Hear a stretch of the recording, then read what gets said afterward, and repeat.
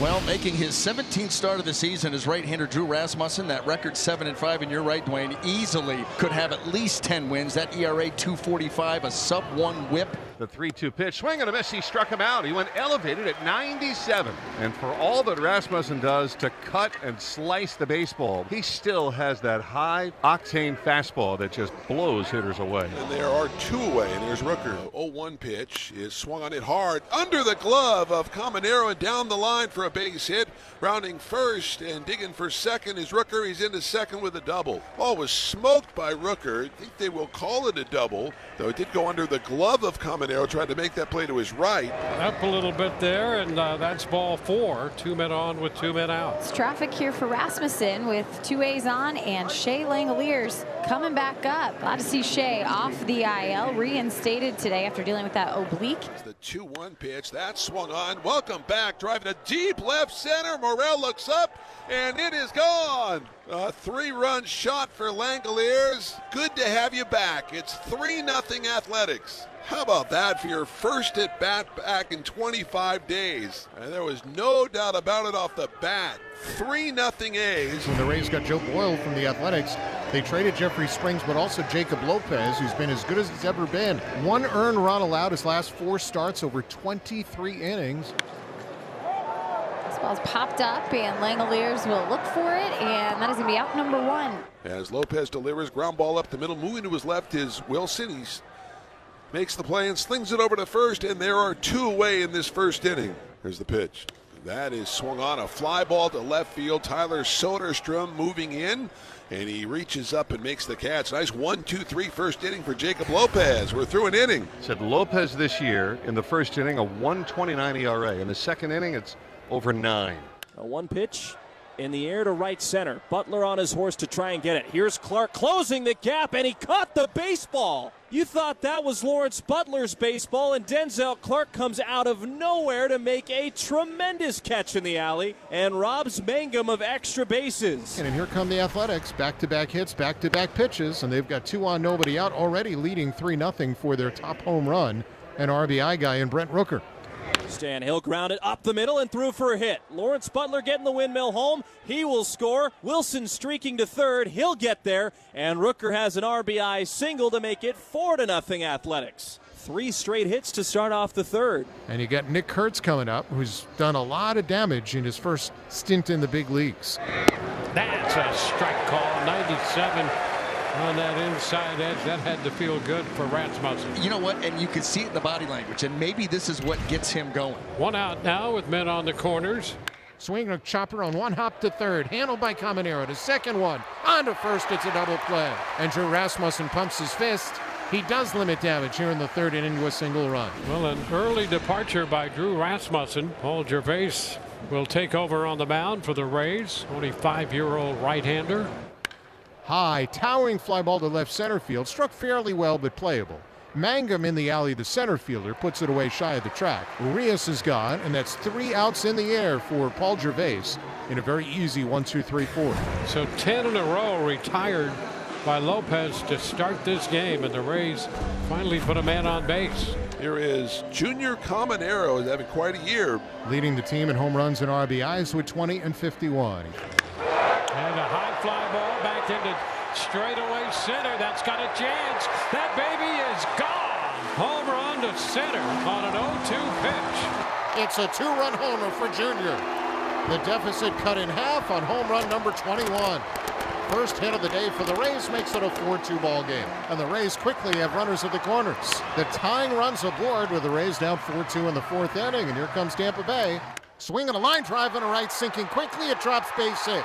Throw goes to second. It's not in time as Morel crosses. That's now 4 straight hits for the Rays after they had none. And their second time through, the Rays exploding. Now down a run at 4-3. For Jacob Lopez, all you want to do is stop this offensive carousel that has quickly got ramped up. First and second, 1 out. And a break there by Mangum. And a bad throw. He's going to go to third.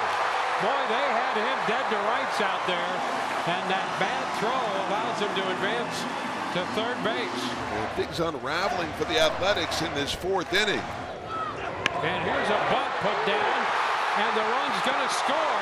Mangum crosses the plate. Kurtz came crashing in and could not field the ball cleanly. And just like that, the Rays have tied this game. I think that's going to be all for Lopez. How about that? Unable to get out of the fourth inning after retiring the first 10 that he faced. What a turn of events here. Well, Jacob Lopez is walking the dugout wondering what just happened.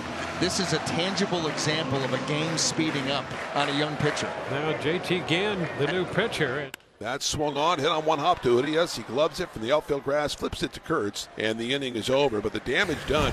4-4, bottom of the fifth. JT Ginn against Yandy Diaz. That's strike three. Diaz started to head down to first, but JT Ginn struck him out on a sinker. That's strike three. Goes back to the sinker and just catches it on the outer edge. That strike three call. He strikes out the side, all looking. Wow. Diaz, Meade, Caminero all go down looking. Gets Butler, and the fact that Clark has all that great speed gets him into scoring position after the hit by pitch with one out in the seventh, 4-4 game. The leader in the clubhouse for Rookie of the Year, Jacob Wilson, 2 for 3. Swing again to miss. Standing right there by Uceda. The changeup doesn't strike out very often, doesn't swing and miss very often. The quality of the pitch. Rooker has been on all 3 times. He deals. Swing and a miss. He got him high heater. Nice job by Edwin Uceda. Good to see Ginn out there. Has come in, faced 8 batters, and has recorded 8 outs. And his pitch. Swing and a miss. The slider again. 5 strikeouts now for Ginn. 9 straight retired since he entered the game. 2-1 pitch, bouncing ball to second. Urias on 2 hops, gathers, throws to first, and a 1-2-3 seventh for JT Ginn. He has come into this game and has sat down 11 straight. Here it is. Colby Thomas is going to make his major league debut off the bench. Well, he's having a great year, and he's one of their top prospects. Clevenger delivers in the pitch. That swung on and popped up. The first baseman drifting back, that's Arandi, makes the catch, backpedaling in shallow right field, and the inning is over. A 1-2-3-8. We're through 7.5. Yandy Diaz leading off against Michael Kelly. Shot to short, deep short, and there's not going to be a play. A base hit for Yandy Diaz. So the Rays put the leadoff man aboard. Yandy reaches base to keep that on-base streak going. 24 games. Simpson's going to run.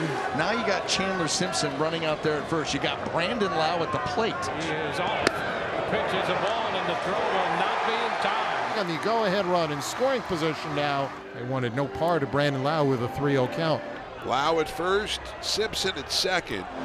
Here's Junior, 17 for his last 51. He delivers, and the pitch breaking ball hit down to third on 1 out. Max Muncy will step on the bag. He'll fire to first, and they get the double play. Nicely done by Max Muncy, a 5-3 double play. Man, that was huge. On the play, Lau moves to second, but there are 2 outs here in this 8th inning. Lau at second, Low at the plate.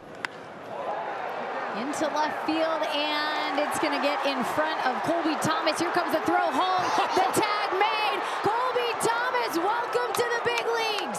What a big play in a tied ball game.